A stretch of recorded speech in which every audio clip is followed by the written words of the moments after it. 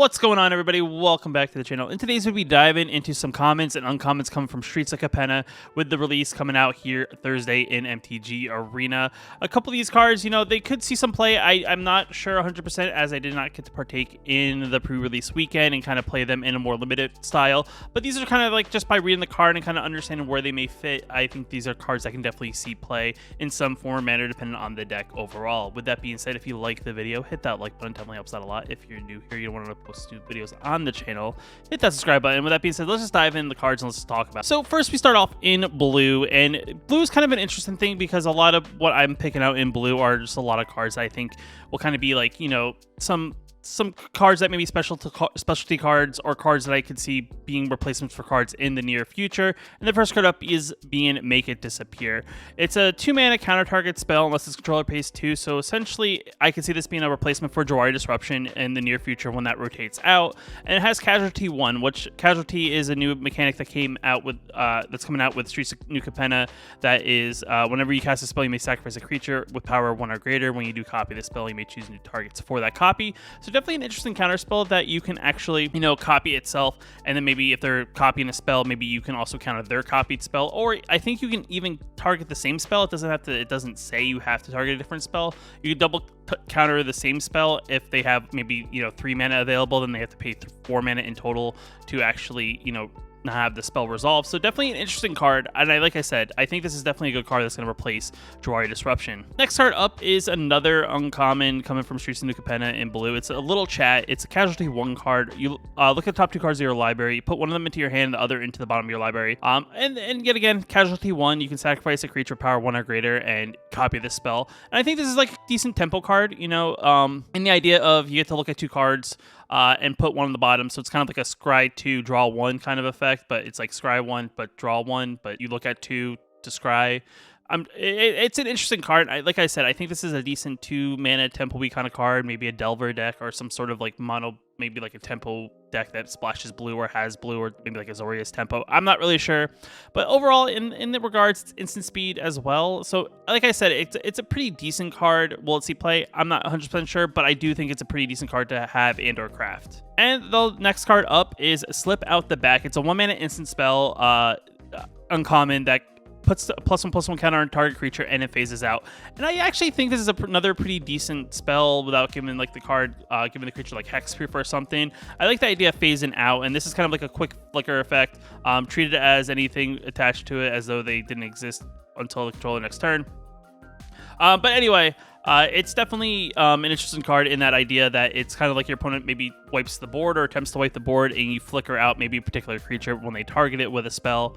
But overall, pretty decent card, I think. You know, as again, another card that's great for a tempo deck, 1 mana, also pretty awesome. And putting a +1/+1 counter on target creature is also pretty sweet. So overall, like a mono blue kind of hexproofy kind of like tempo-y style card to, you know, get around removal. Now moving on to white. White was actually a little bit more hard to kind of figure out what cards may be good, what cards may be bad. And this one kind of stood out to me just because mono white tempo is kind of, or mono white aggro is actually a deck that kind of exists, and it's called Patch Up.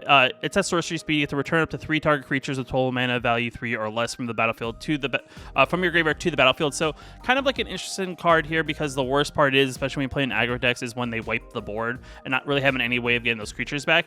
So having an ability to get like your small creatures back onto the battlefield is definitely awesome. And the idea is you don't actually have to have 3 cards. You can return up to 3 cards. So if you want to just return a 3-drop like an Aspirant or, you know, like an Adeline, it's definitely a card that can get something like that back. Or you can get spread out the love and get a couple of various things. Overall, it gives mono white a good way to kind of get the presence back on the board pretty quickly, because most of their creatures are on the cheaper side. So definitely a card I could see some play, just because it is kind of one of those things that kind of regains that tempo back after maybe like a board wipe or something like that. The next card up is Illuminator Virtuoso. It's a 2-mana 1/1 uncommon with double strike, and whenever it becomes target of a spell you control, it can convenes, and you draw a card, discard a card. If you discarded an on-land card, you get to put a +1/+1 counter on this creature. So definitely an interesting thing. So this is something that you can play with, like those mono blue tempo spells. Maybe like Azorius aggro becomes a thing, and you target with a spell, and then you convene, and then you look at the top card of you draw a card, and then discard an on-land card that you may not need. Maybe it's a spell, maybe it's like a counter spell, but you feel like your opponent doesn't play like non creature spells. I mean, you just discard it. Now it gets a +1/+1 counter. So definitely interesting in that regard. But overall, you know, for 2 mana, given like a little bit more aggressiveness and kind of like getting mono white some of that card draw tempo, I think is actually on the benefit side, because I do feel like in the late game you don't want to really draw lands, and this is a good way to get around, you know, give you those lands kind of like a use. You can discard them now, and kind of like you can definitely, you know, get some tempo back and maybe fill your hand up a little bit. And Double Strike is also pretty awesome. And the last card up is Boon to Safety. It's a 1 mana instant spell common that you get to put a shield counter on target creature, and shield counters are kind of like this new thing they're coming out with Streets of New Capenna. If it would be dealt damage or destroyed, remove that shield counter from it instead. So in a weird way, kind of gives like indestructible in that regard. So if you have to sacrifice that creature, if your opponent targets it with a spell to destroy that creature, or would deal damage to that creature, you can sacrifice that counter, and now all of a sudden it's still back on the battlefield and as if nothing happened. And on top of it, you scry a card. So definitely you can maybe fix the top card of your library at the same time. Definitely something to look out for, especially in tempo-y aggro decks. It's 1 mana, definitely fits in that nice slot that, you know, it's not too expensive, that it's crazy to add in. And maybe, you know, maybe like there's a Azorius tempo Magecraft deck around the corner that could definitely play something like this. I do think shield counters will be interesting, kind of something to get used to as we kind of see how they fit in with the current meta overall. But overall, definitely a good card. Now moving on to black. Black is also yet again another interesting color. There's some interesting cards here depending on what kind of player you are. And the first one up is Corrupt Court Official. It's a 2 mana 1/1 human advisor that when it enters the battlefield, target opponent discards a card. So just essentially just a vanilla 1/1 2 mana card that makes your opponent discard a card. So if you're someone who likes to, you know, disrupt your opponent's hand, this card could be very good in maybe like a mono black control kind of regard. I don't really know, but yet again, if you're someone who likes playing discard decks, having a creature that just discards your opponent's card from a hand is definitely very good overall. Next card up is the Grisly Sigil. It's a 1 mana sorcery spell with casualty 1. You get to choose target creature or planeswalker. If it was dealt non-combat damage this turn, it deals 3 damage to it and you gain 3 life. Otherwise, it deals 1 damage and you gain 1 life. So this is another interesting card. I'm not really sure, you know, how great it's going to be, you know. If you're playing like a mono black deck, you're probably not going to be able to do non-combat damage really to your opponent. But if you're maybe splash red in and maybe ping your opponent for a point of damage, maybe with like an anvil deck, I could see this definitely, you know, being a pretty decent card. I know it's sorcery speed, but 1 mana, 3 damage and gain 3 life. So it's like a lightning helix built into like a black card. You deal 1 and gain 1. And it's also kind of situational. It doesn't, you know, they have to have a creature or planeswalker, but you know, given like a card to do some damage in mono black definitely could be interesting. And sacrificing a one power creature or greater, you can copy the spell and you know, copy and do it all over again. So definitely an interesting card. I would like to see maybe like a sacrifice kind of like style deck that maybe throws it in there, maybe like a Rakdos Sacrifice. Definitely a card I could definitely see some play in that style of deck. Then next card up is Graveyard Shift. It's a 5 mana sorcery spell. It's just a reanimator spell. You know, it's a card to look out for, especially maybe not in standard, but maybe in like a more extended format. But what's interesting about it is if the spell has flash, as long as there are 5 or more mana values among cards in your graveyard. So if you're someone who's milling a lot of cards into graveyard so you can reanimate something, this definitely fits in that mold. And especially if you can get to that 5 cards, which is definitely difficult because that means you have to play 5 different converted mana cost drops. It's definitely a card that is going to be a little bit harder to play at flash speed, but still a 5 mana return target creature from the graveyard to the battlefield is definitely pretty awesome. And if you can, like I said, get the flash to work, definitely could be a card that could be a solid fit in a lot of reanimator decks. So this card's actually fairly interesting because this is like essentially a card that already exists, Unexpected Windfall, but this is called the Big Score. It's a 4 mana instant spell common that as additional cost to cast a spell, discard a card, and you get to draw 2 cards and create 2 treasure tokens. So I guess they just wanted to have, like, because treasures are kind of another flavor of this set, they kind of wanted to have I guess, another card that created treasure tokens, and also kind of draw some cards for red at like a sacrifice card. And I actually think this is better than Unexpected Windfall, just because it's a little bit easier to cast, especially in multicolored decks. With that regard, that it has only one red mana symbol, and it's casting costs and 3 colorless instead of the 2 and 2 red. Definitely a card that's going to see a lot of play, I think, and probably swap out for Unexpected Windfall, especially in those Izzet decks, just because I think it's going to be easier to cast, especially if you splash into multiple colors, and could see play in other decks just because of its flexibility with that 1 red mana symbol instead of 2.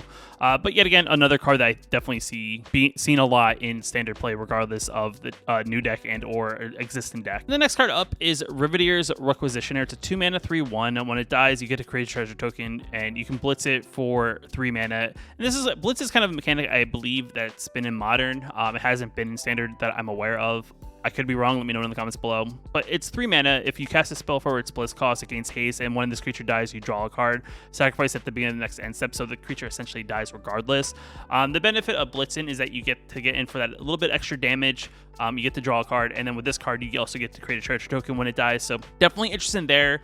If you're someone who's just trying to play some, sacrifice, maybe this could be good sacrifice fodder because it's a sacrifice trigger, so anything that triggers with sacrifice could be played with this card. And a 3/1 is definitely decent as well. And I do think like even if it died before you even can attack with it, if you paid it for its 2 mana, you'll still get a mana out of it because you'll get a treasure token. So it's like your opponent may not want to kill it with damage, maybe, unless they can, maybe do more damage than what you're going to get out of it, because it's going to help ramp you up. But overall, 2 mana 3/1, definitely pretty awesome. And the fact that you can make it a 3/1 haster for 3 mana is also a decent possibility. Then the next card up is Unlucky Witness. It's a 1 mana 1/1. When it dies, you get to exile top 2 cards of your library until your next end step, and you may play one of those cards. So yet again, a deck that plays maybe some tempo style deck. There's a lot of cards that kind of do this effect, but to have it in a 1-drop 1/1 is definitely pretty awesome. So in the idea of maybe you're looking for, maybe you want to dig a little bit deeper, maybe you drew this, but you don't have a 2-drop, you don't have a 3-drop. An idea that this card will help you get to that is definitely pretty awesome when it dies. And you can just be aggressive with it if you're just really trying to dig a little bit deeper into your deck. Maybe your opponent won't block it initially, but eventually 1 damage adds up. I do think that's going to be a decent card in a lot of like your more aggressive aggro decks where maybe you're throwing a lot of your hand out, and your opponent may just have to chump this just because, well, it's a 1/1. I'm not going to block it with my 2/2 kind of thing. I'm going to block with my 2/2 just to kind of get out of the way instead of taking that 1 additional damage.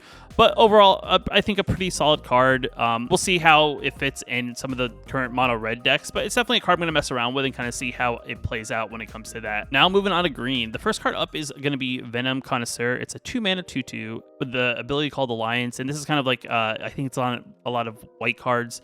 And green cards, because I think it kind of goes with the whole citizen theme. But it's definitely something to look out for. I think it may pop up in a few other colors as well, but I kind of more saw it in those colors. But Alliance ability is whenever another creature enters the battlefield under your control, Venom Connoisseur gains Death Touch on a turn. All right, that's pretty sweet. But if this is the second time this ability has resolved this turn, all creatures you control gain Death Touch until the end of this turn. So this is definitely going to be one of those cards that's going to be very situational. But if you're looking to play like a Death Touch deck, this could be a very solid card that fits very well into that Death Touch deck, because it's like one of those things that, you play this, you play you're the guy who gives whenever your Death Touch creatures do damage to the opponent, they get a poison counter kind of thing, and then you kind of maybe swing in aggressively and maybe have like some sort of instant speed spell or something that maybe have a way to create a pest token. I don't really know, but in some form or manner, if you can create like these tokens or create additional creatures that enter the battlefield, I could definitely see a Death Touch deck become very aggressive, because your opponent may decide to not want to block a bunch of like little small things, and then if you can flash in a creature or create a token at instant speed, catch your opponent off guard, you could deal a big chunk of damage to your opponent. Minimal damage, because the creatures usually aren't that very big. But if you have, whenever you deal Death Touch damage to an opponent, it creates 2 poison counters on that opponent. You could easily, win it in a single turn with this. It's definitely going to be a card that I'm going to mess around in a Death Touch deck. I kind of already have a deck idea in the back of my head, but definitely a card to kind of look out for if, you want to try that style of deck. Next card up is Luxoros Liberation. It's a X green spell instant. Target creature gets +X/+X in the end of turn, and you create a 1/1 green-white citizen creature token. Like I said, this is kind of like an interesting card that could line up with a card that, like the card I talked about previously, because that green-white citizen token is going to actually trigger that ability of that Death Touch creature. It's interesting. It's not amazing, but it is kind of one of those things that it's like you have empty mana, don't really have anything to do with it. This is kind of like that card that kind of gives you that additional maybe push for some damage, maybe your opponent's not expecting. Plus X is great. It doesn't give trample or anything. Gets you a token. You know, it's okay. It's not great, but it's still something. And I thought it was an okay add here if maybe this is something you're looking out for. Maybe you want to play a citizen deck. Definitely is going to be something I'm going to mess around with as well. See how, you know, if it can fit anywhere, if it becomes good. But definitely something I'm going to mess around with the more once the set releases. And the last card up is For the Family. It's a 1-mana instant speed spell. A target creature gets +2/+2 to end turn. If you control 4 or more creatures, that creature gets +4/+4. So it's like Giant Growth built into a card, and its added benefit is the more creatures you have on the battlefield, the bigger it gets. Yet again, it works very well with token decks where you maybe have a lot of small creatures. This kind of gets that additional +4/+4. Sure, it doesn't give any trample or anything, but you know, if you want a quick little pump spell, definitely something to look out for. If you can find a deck that this fits, definitely awesome. If it's something maybe you're not looking out for, maybe you don't really need pump spells, maybe not. But yet again, a decent utility card depending on the deck you're looking out to play. Now we're getting into the multicolor cards, and this is where it gets kind of interesting because I'll go through the multicolor cards and I'll talk about the charms afterwards because I do think those are two separate things. Because I do think if you're playing 3 colors, you probably should play a charm for the most part. But with the multicolor cards, this is kind of where the flavor of the set comes in, just because these are the cards that kind of, you know, make up the families. And the first card up is Body Dropper. It's Rakdos mana of a black and a red for a 2/2 that whenever you sacrifice another creature, put a +1/+1 counter on Body Dropper. So it's something that gets bigger the more creatures you sacrifice. So definitely an interesting card to play in like an Anvil deck or something like that because it'll get bigger in that regard. And it's not once per turn, it's as many times as you sacrifice. And for Rakdos mana black and a red, you can sacrifice another creature. It gains menace in turn, so making it a little bit harder to block. So overall, I think for a common, this is definitely a very strong card. It's definitely one of those things that I feel like your opponent's going to see and probably has to get rid of immediately, or it's going to grow definitely much larger. Definitely an awesome card, and I do think this kind of works. And you know, I've seen a lot of devils kind of like mixed in there, especially in the red mana, and definitely something I'm going to mess around with, especially with the Rakdos, maybe Anvil style deck, but it plays maybe this family in that regard. But definitely an awesome card regardless for 2 mana. Next card up is Nimble Larcenist. It's a 3 mana Esper mana, just to throw it out there. I forgot for like I went blank for a second, but I forget the family. But it's a 2/1 flyer that when it enters the battlefield, target opponent reveals their hand. You choose an artifact, instant, or sorcery card from it and exile that card. So it's a creature built in with a discard spell. Is it something that's going to see a ton of play? Probably not, maybe more unlimited, but it's definitely an interesting card if you're maybe trying to play some Esper control style deck. If you're looking for just maybe some evasive damage in the air and maybe want to make your opponent discard a spell at the same time, definitely maybe an interesting add to that deck, but overall a decent card, I think. So the charms are definitely interesting here just because, you know, we're not really playing a bunch of, there's not like 5 different 3-color decks out there. There's really only the 2, I would say, that come off the top of my head. It's usually the Naya decks and also the Esper decks is me like the main 2. I feel like there's a lot of decks that are 2 colors. It's possible they may splash a 3rd color for these charms, but I'm going to go off the 2 main Esper, or the 2 main charm colors first, and then maybe as we kind of see the meta develop, these are also good charms to add just because maybe there's more multicolor cards that make you want to go 3 colors in the near future, like play a Jund style deck, play Bant, or play I actually don't know what the 3rd color combination or the 5th color combination is, but definitely you know, a good set of cards just to have because charms are definitely very good because they have multiple abilities on them. And the first one up is the Cobra Ready charm. It's a Naya charm for 1 red, 1 green, 1 white. It deals damage equal to the number of creatures you control to target creature or player, or creature or planeswalker. So, you know, kind of like a deal damage based on a creature. Based on your creatures control get +1/+1 and gain trampled in turn. If you're maybe an aggressive deck, this gets and get wide very quickly. Getting that +1/+1 and tramples, kind of like an overrun built into a card. Definitely pretty awesome. And also you can choose create 2 green white citizen creature tokens.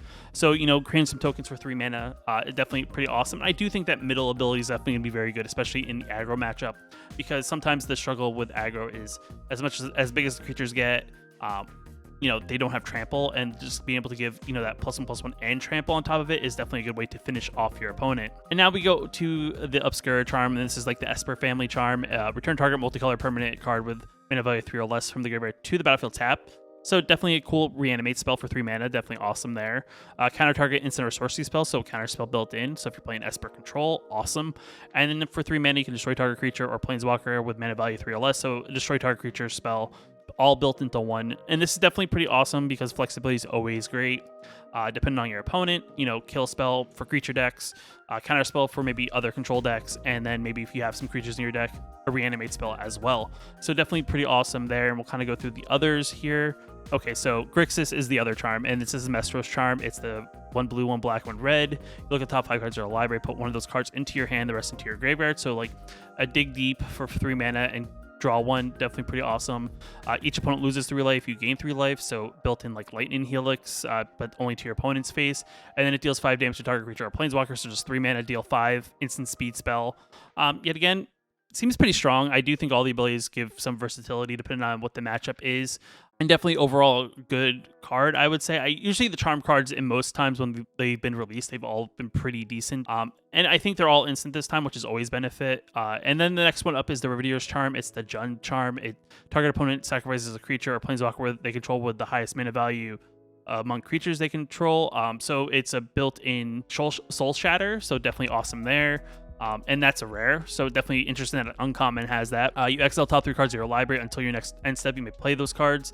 So built in, kind of dig a little bit deeper. You look at top 3 for 3 mana, definitely pretty awesome. And then for 3 mana, you can exile target player's graveyard. So if graveyard decks become a thing, having a way to exile their graveyard is definitely very awesome as well. And the Bant charm, and this is the final one, I believe. I went over 5 charms. If I didn't, let me know in the comments below, and I will give you a picture or a link to it. Target creature control gets +1/+0 until end of turn. It deals damage equal to its power to target creature, planeswalker, and opponent controls. So it's like a fight spell, but instead of like fighting, it just deals that damage to that creature or planeswalker. 3 mana, destroy target enchantment, and 3 mana, draw 3 cards. So enchantment, removal, especially for runes, could be pretty decent. Drawing 2 cards is always very good, and 3 mana is not a bad casting cost for that, though there's no scry or anything like that. And having a fight spell kind of thing for 3 mana is also pretty decent, though the +1/+0 is not the greatest, but without having to actually physically fight and being able to just direct the damage at the target creature, is definitely very good there. It's probably the weakest out of all of them. I do think there's more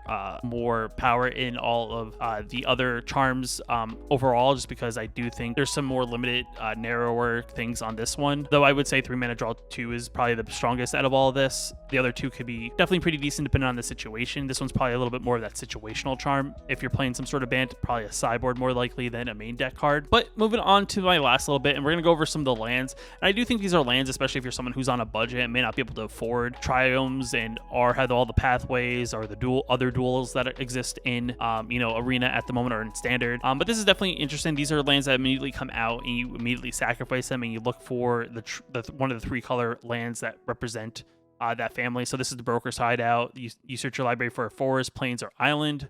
You put it into your battlefield tap and shuffle your library, and it happens instantaneously, so there's no like sitting on it. Okay, I'm gonna hold it and now I'm gonna crack it and then sacrifice and then tap it. It happens almost immediately, so there's none of that. Let me just do it at the end of my opponent's turn. It's just like, no, we're doing it right now. And I believe there's one for each family, so you have all the various things, and you'll see them here on screen, and they all do the same thing. You just search for one of the 3 colors that represent that family, and you add it to the battlefield tapped. And like I said, if you're a budget player or someone who doesn't have the accessibility to, have the various lands, and I'm unsure, but definitely pretty awesome. I do think these are definitely like maybe a hint at maybe we're not getting a fetch land in the next set, and these are going to be the fetch lands for the next rotation, and these may be the fetch lands for the foreseeable future until we get a set that introduces other fetch lands. But with that being said, I mean, out of all the cards that that I've kind of went over here, is there any that I may have not covered that you're interested in playing around with? Like I said, I didn't cover any of the rares and mythics in this video. These are strictly just the commons and uncommons, as I think these could be decent staples, and they can fit into various decks depending on the color scheme of those decks. Let me know in the comments below. If you like the video, hit that like button. It definitely helps out a lot. If you're new here, you want to know when I post new videos on the channel, hit that subscribe button. And with that being said, I'll see you in the next video.